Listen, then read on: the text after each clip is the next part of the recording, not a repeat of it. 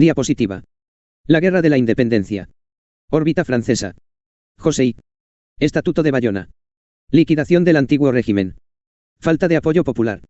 La resistencia política y revuelta popular. Revuelta popular. Sublevación del pueblo madrileño en 2 de mayo. Represión de Murat.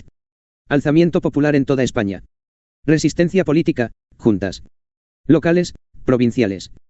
Revolucionarias. Rupturistas con el antiguo régimen. Participación del pueblo español. Declaran guerra al francés. Piden apoyo extranjero.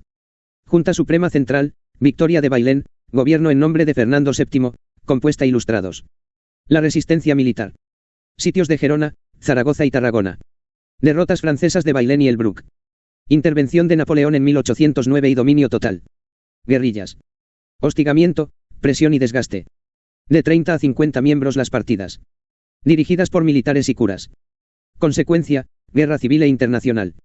En 1812 Napoleón retira el ejército para la campaña de Rusia. Wellington llega y derrota a franceses en Arapiles. Derrota francesa, Tratado de Valencay y abandono del país en 1813. Actitudes políticas e ideológicas ante la llegada de los franceses. Afrancesados. Intelectuales, funcionarios y parte de la alta nobleza. Reformas desde arriba. Perseguidos por Fernando VII y el pueblo. Nobleza y clero. Oposición al francés para la vuelta al absolutismo. No perder privilegios. Vuelta del rey Fernando. Ilustrados. Programa de reformas para modernizar el país. Continuar con el antiguo régimen. Liberales. Profesiones liberales y burgueses. Cambio de régimen. Constitución liberal. Supresión de privilegios. Pueblo. Luchan contra los franceses. Quieren la vuelta del rey Fernando, el deseado. Diapositiva. Pronunciamiento de Riego. En 1819 un importante ejército español se reúne en Andalucía para partir hacia América y sofocar el brote independentista. Riego manda el batallón asturiano. Proclama la Constitución de 1812 y marcha a Arcos con 1.600 hombres, deteniendo al jefe del ejército expedicionario, el conde de Calderón. Las tropas marchan por Andalucía proclamando la Constitución ante la indiferencia del pueblo. Ante el fracaso, si bien el levantamiento no es sofocado, decide dispersarse en Extremadura. Ante la desintegración del movimiento en Andalucía se produce un nuevo levantamiento en Galicia, seguido de toda España. El Palacio Real es rodeado. El general Ballesteros informa al rey de que no controla la tropa. El rey publica un manifiesto donde afirma su voluntad de jurar la Constitución, marchemos francamente, y yo el primero, por la senda constitucional. Riego asciende a mariscal de campo y es nombrado capitán general de Galicia, cargo que no ocupa, acusado de republicanismo, pero más tarde es nombrado capitán general de Aragón. Tras proclamar el Estado liberal el gobierno restituyó la pepa y convocó elecciones a Cortes. El nuevo gobierno emprendió inmediatamente una importante obra legislativa. Abolición de los gremios y de la Inquisición. Supresión de los señoríos jurisdiccionales y mayorazgos. Venta de tierras de los monasterios. Reformas del sistema fiscal, código penal y ejército, creación de la milicia nacional. Liberalización de la industria y del comercio. Eliminación de aduanas. Libre circulación de mercancías. Ayuntamientos y diputaciones electos. Durante los 3 años que duró el gobierno liberal se generó un problema hacendístico, debido en especial a las guerras, la emancipación americana y la consecuente pérdida de sus rentas. A esto se unieron las malas relaciones con la Iglesia ante las medidas desamortizadoras y la abolición de la Inquisición, de forma definitiva.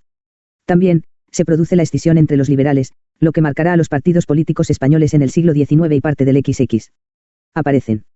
El partido moderado o conservador, partidario de la soberanía compartida, las buenas relaciones con la Iglesia y la restricción del sufragio censitario.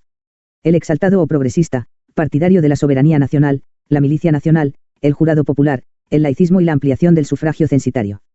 La división entre los liberales y el descontento general, propiciaron la intervención de la Santa Alianza, con los 100.000 hijos de San Luis, que terminó con este periodo liberal. Diapositiva. Los 100.000 hijos de San Luis. A solicitud del rey de España, Fernando VII, Francia intervino militarmente en España el 7 de abril de 1823 para apoyarlo frente a los liberales y restablecer el absolutismo, en virtud de los acuerdos de la Santa Alianza.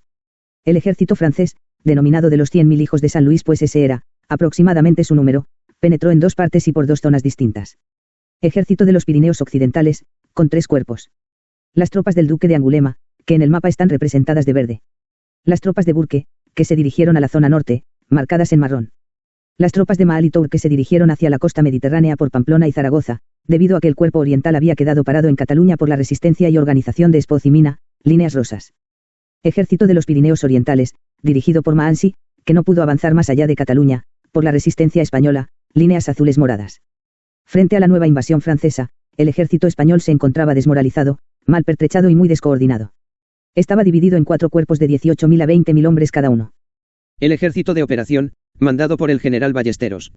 El ejército de Cataluña, mandado por el general Espoz y Mina. El ejército del centro, mandado por el general Lavisbal. El ejército de Castilla y de Asturias, cuyo general en jefe era Morillo. También hay que contar a los 52.000 hombres que formaban las guarniciones de las plazas fuertes, los cuales hacían elevar la suma total a 130.000 soldados. Los preparativos para poner en marcha la compleja maquinaria de un ejército expedicionario tan numeroso habían comenzado ya en Francia a primeros de año. Para evitar las situaciones de tensión con la población civil, el gobierno francés encargó al negociante Gabriel Oubrar de toda la operación de aprovisionamiento, que gestionaba con proveedores españoles a los que pagaba al contado, lo que motivó buenos ingresos a una parte de la población. En abril entraron las tropas francesas y en una fulgurante campaña acabaron con toda la resistencia liberal. La resistencia militar española se deshizo al instante. Lavisbal capituló pronto. Morillo se retiró sin combatir. Ballesteros, después de haberse batido en retirada por todo el Levante y por la Andalucía oriental, capituló también ante el general francés Maali Tour en Campillo de Arenas en agosto.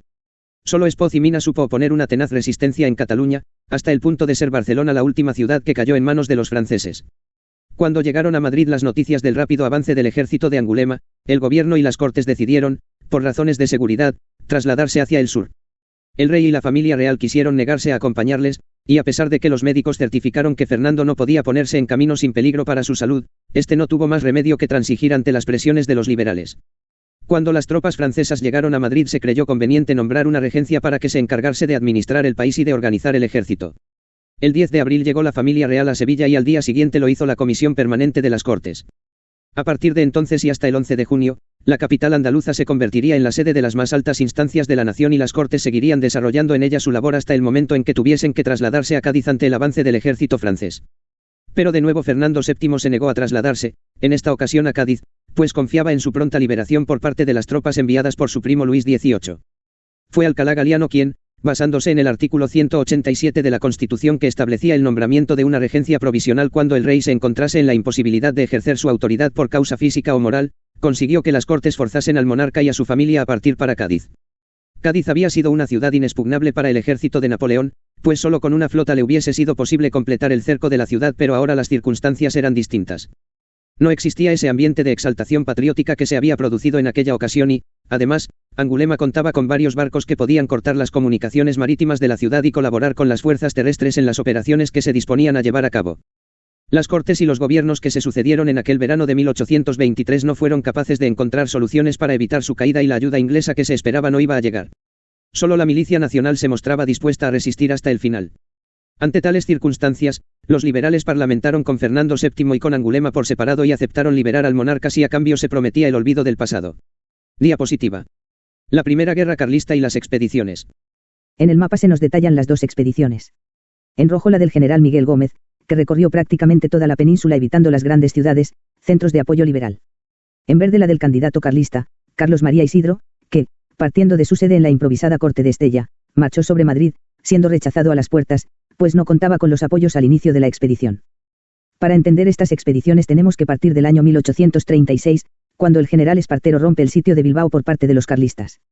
Tras este fracaso, los carlistas iniciaron distintas expediciones para recaudar dinero y partidarios. En esta línea se sitúa la del general Miguel Gómez.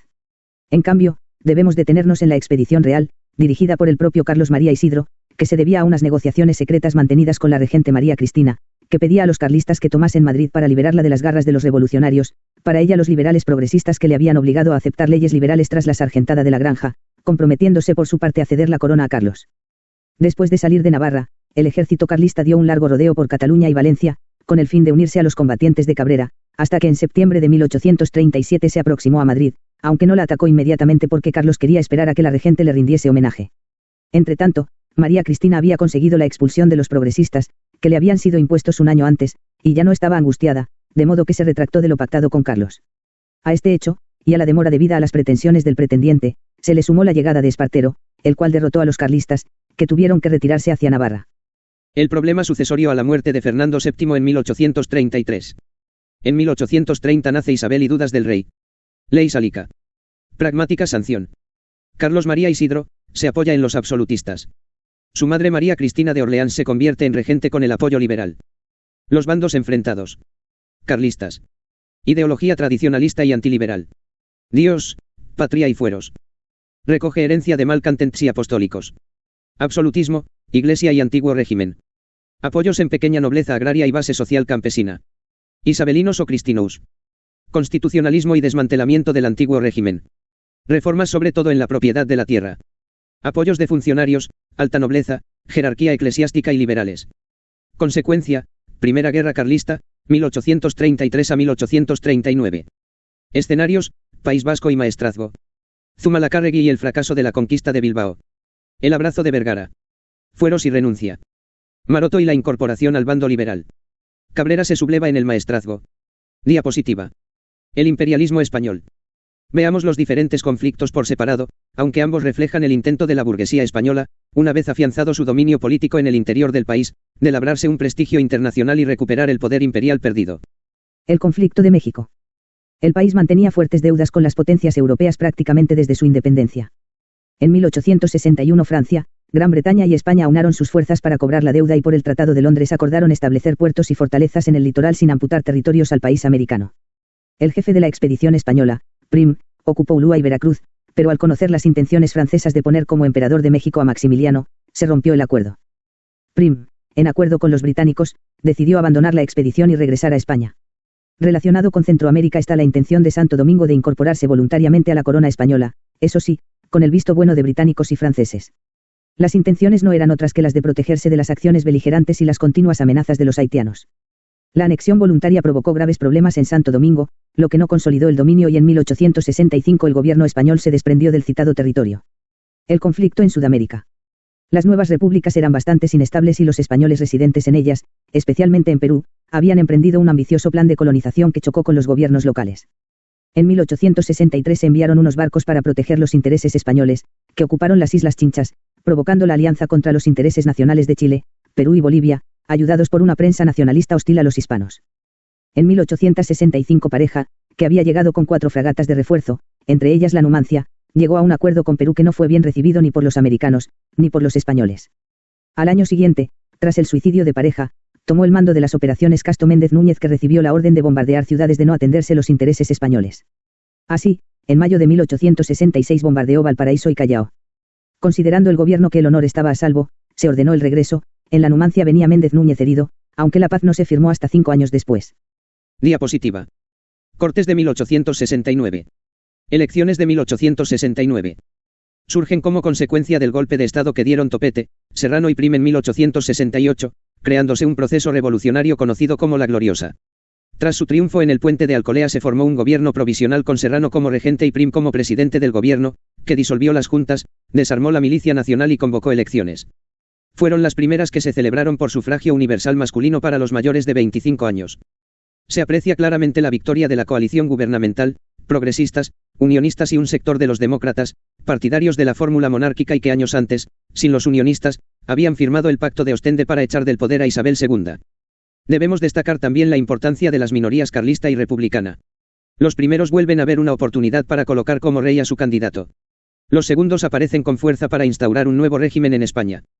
También aparecen 14 isabelinos, como resto de una época ya pasada, pero que regresaría en la persona del hijo de la reina exiliada. El nuevo Parlamento elaboró la constitución más democrática de todo el siglo XIX, la Constitución de 1869. Diseña un régimen político basado en una monarquía constitucional y democrática. Posee una amplia declaración de derechos, la más amplia hasta entonces, donde aparte de enumerarse los clásicos, ahora también se enumeran la libertad de residencia, la inviolabilidad de las comunicaciones, la libertad de enseñanza y de cultos. Al mismo tiempo se especificaban las condiciones que debía tener una detención legal. El poder ejecutivo, si bien recaía en el rey, era ejercido por sus responsables ante las Cortes, limitándose el monarca a sancionar y promulgar las leyes. El poder legislativo era bicameral, pero tanto el Congreso como el Senado serían enteramente electivos mediante sufragio universal masculino, lo cual superaba incluso el liberalismo progresista y nos permite hablar abiertamente de un liberalismo democrático. Diapositiva. Cortes de 1873. Elecciones de 1873. Se llega a ellas como consecuencia de la proclamación en febrero de la Primera República debido a la dimisión del rey Amadeo I de Saboya. Aunque se formaron juntas y el panorama era claramente revolucionario, los dirigentes republicanos, bajo la presidencia de Figueras, reprimieron los movimientos, disolvieron las juntas y convocaron las elecciones constituyentes a fin de dotar al país de una constitución republicana. Los republicanos federales obtuvieron 344 escaños. Los republicanos unitarios, solo 2. Los antiguos progresistas, ahora radicales, obtuvieron 20. Los demócratas, solo 7. Los alfonsinos, 3. Los carlistas no participaron, pues desde la proclamación de Amadeo se levantaron en armas, comenzando la Tercera Guerra Carlista. De este parlamento salió la Constitución de 1873. Regula un régimen político republicano federal. Amplia declaración de derechos en parecidos términos a la Constitución de 1869. El Estado no solo es aconfesional, sino que queda prohibido sufragar el culto de cualquier confesión religiosa. España quedaba organizada en estados federados y cada uno de ellos podría tener su propia constitución. Al presidente de la República le correspondía el llamado poder de relación, es decir, de equilibrio entre el legislativo y el ejecutivo. Las Cortes son bicamérales con un Congreso elegido por sufragio universal y el Senado como Cámara de Representación de los 17 estados federados, Andalucía Alta, Andalucía Baja, Aragón, Asturias, Baleares, Canarias, Castilla la Nueva, Castilla la Vieja, Cataluña, Cuba, Extremadura, Galicia, Murcia, Navarra, Puerto Rico, Valencia y Vascongadas. En tanto que las islas Filipinas, Fernando, Po, Annobón, Corisco y los establecimientos de África componen territorios que a medida de sus progresos se elevarán a estados por los poderes públicos. Art. 11. Diapositiva. La Guerra de Independencia Cubana. Antecedentes. Azúcar y tabaco. Grito de Yara y Guerra de los 10 años, 1868 a 78. Paz de Zanjón. Participación política. Libertad de comercio. Abolición de la esclavitud. Medidas frenadas por grandes propietarios. Negreros. Comerciantes peninsulares. En 1879 se desarrolla la Guerra Chiquita, por la sublevación de los nambises, pero no encuentran apoyos y son derrotados. Los sublevados se van a la sierra y se organizan en guerrillas. Se desarrolla un modelo bipartidista. Partido autonomista. Cubanos que defienden una autonomía para la isla. Representación peninsular. Escuchados en 1888 por Sagasta que suprime la esclavitud. Unión constitucional, peninsulares en la isla, de carácter más conservador. Causas. José Martí. En 1893 funda el Partido Revolucionario Cubano, cuyo objetivo es la independencia de la isla. Apoyo exterior de Estados Unidos. Apoyo de los guerrilleros Máximo Gómez, Antonio Maceo y Calixto García. Subida de las tarifas arancelarias por el gobierno de Cánovas en 1891, lo que provocó la protesta del presidente norteamericano McKinley, pues Estados Unidos era el principal comprador de los productos de la isla. Además, Cuba y Filipinas se encontraban en las áreas de expansión del imperialismo norteamericano. Dominio de los peninsulares y explotación económica y laboral de los isleños. En Filipinas en 1892 José Rizal fundó la Liga Filipina y Andrés Bonifacio la organización Katipunan, que reclamaban la independencia de la isla. Desarrollo. En 1895 se produce una gran sublevación al grito de Baire. Cánovas manda a Martínez Campos, que fracasa y es sustituido. Llega Baylor. Represión y condenas a muerte. Concentración de campesinos.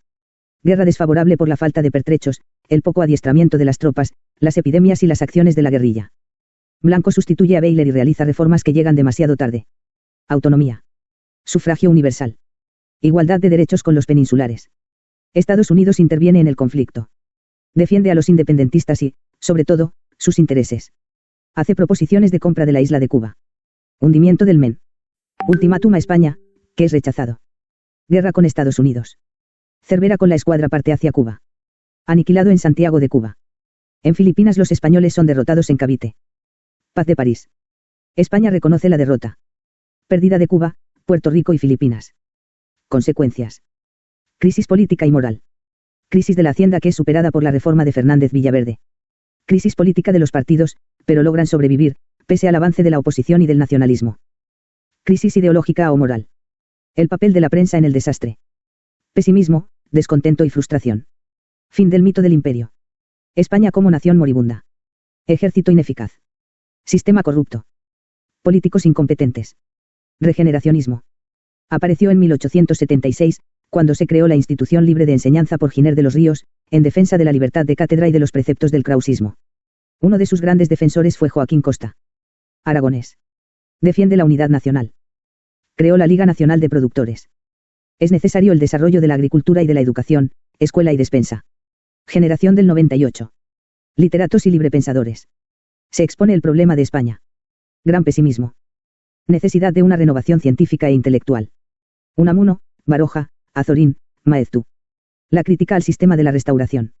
Antimilitarismo. Anticlericalismo. Desarrollo del movimiento obrero con las ideas marxistas y anarquistas. Crítica a la corrupción de los partidos tradicionales, liberal y conservador. Diapositiva. La independencia de Filipinas. Paralelamente al conflicto independentista cubano surgió el filipino. La colonia había recibido, principalmente por su lejanía, una escasa inmigración española contando con una débil presencia militar, aunque sí era importante el contingente de misioneros. La importancia económica de la isla era menor que los intereses españoles en el Caribe, pero se desarrolló una producción de tabaco, además de suponer Manila un puerto base para mantener relaciones con los países asiáticos. Las ideas independentistas fueron aglutinadas en 1892 por José Rizal, desarrollándose paralelamente una organización clandestina llamada Katipunan, ambos apoyados por la burguesía mestiza de habla hispana y por grupos indígenas. A finales de año el conflicto armado era evidente. El general Polavieja es trasladado a Manila para pacificar la isla. Lleva a cabo una política represiva. Captura a Rizal, que es condenado a muerte en 1896. El nuevo gobierno liberal de 1897 cambia a Polavieja por Fernando Primo de Rivera. Negocia indirectamente con los sublevados independentistas. Pacifica momentáneamente el archipiélago. Amnistía para los presos políticos. Igual que en Cuba, Estados Unidos tenía intereses en Filipinas, pero estos eran más estratégicos que económicos.